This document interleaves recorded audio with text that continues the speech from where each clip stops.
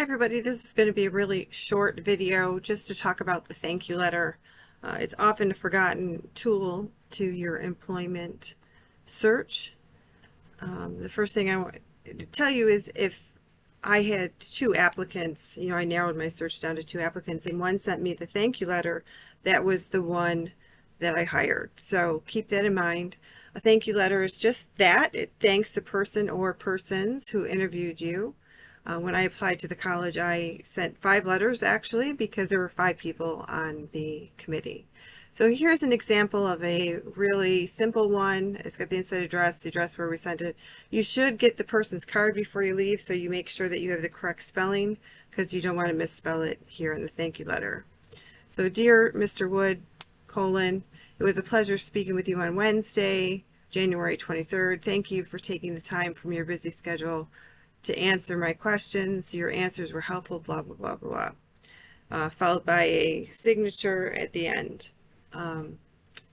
I prefer a typed letter. I've had headhunters say that they prefer to receive handwritten letters. It shows you took that extra mile.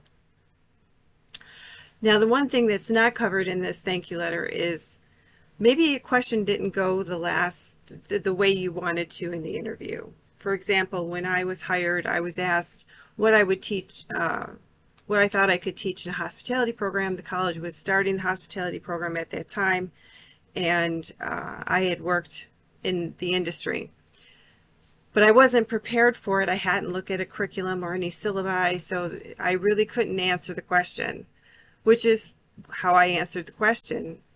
But I addressed it in my thank you letter to the division chair who had asked the question. I just added in the middle paragraph, you asked me about teaching in the hospitality industry. I did come home and do some research to look at some curriculum, and the following are the courses that I thought I'd be able to teach or qualified to teach.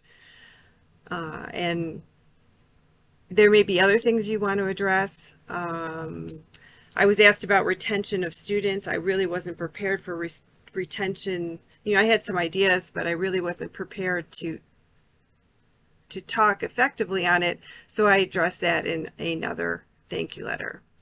Now, one company I worked for, I had 3 different interviews. The first interview was with the person to be my direct supervisor. The next interview was with her supervisor. I did a typed letter to them both, and the final interview was with my peers, the people I was going to be working with, and I sent them handwritten cards.